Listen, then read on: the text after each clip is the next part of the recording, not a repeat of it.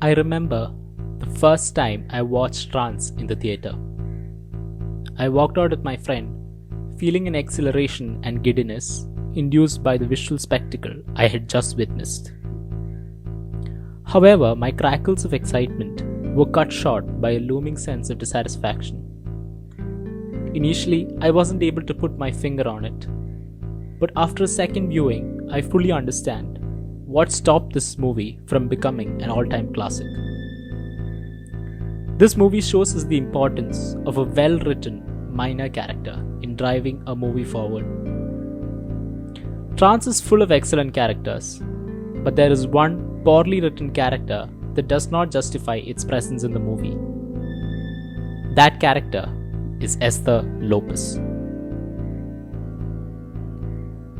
Esther Lopez is a sex worker hired by Solomon and Isaac, whose main job is to probe whether Viju's mental instability is part of an act.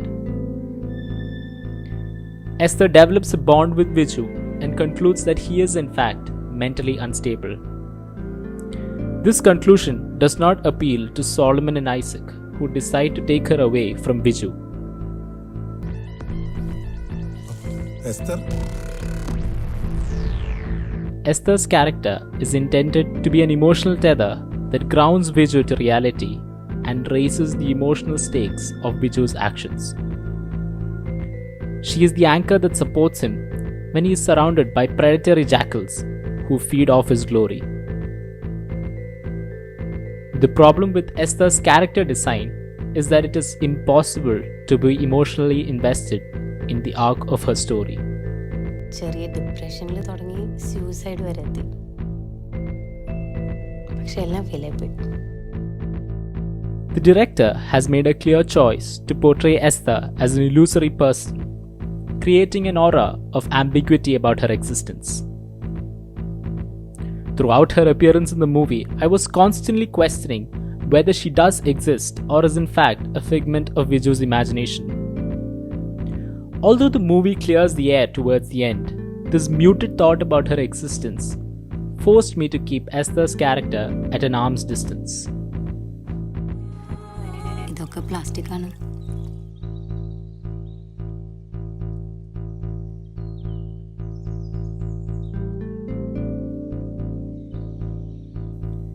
In order to truly understand a character's importance, we need to explore how a movie would progress without that character.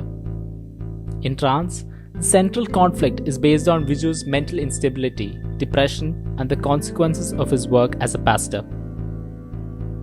Even without Esther, the director could have employed other elements to showcase Viju's slow descent into madness. By the third act, we see the consequences of Viju's sermons with the introduction of Thomas, which gradually develops into the movie's climax. Adding Esther as a medium of exposition for Viju's trauma leads to an unnecessary subplot and a dragged out backstory of Esther's character that is neither memorable or relevant to the movie's progression. Perhaps the biggest drawback with the writing of this character is its tonal inconsistencies with respect to the slow burn, thriller atmosphere that the movie creates. Each time Esther appears on screen, the movie shifts to a melodramatic territory, garnished with fleeting moments of romance, which subsequently prevents Trance from being a tightly knit, flawless psychological thriller. Towards the end of the movie, we see Viju reading a letter from Esther, where she claims that she is lost. Somehow, this resonates with how Nazria portrays this character. Despite her terrific acumen in personifying different characters, Nazria struggles to bring a certain conviction to this role. Supporting characters are all about the conflict they bring to the table.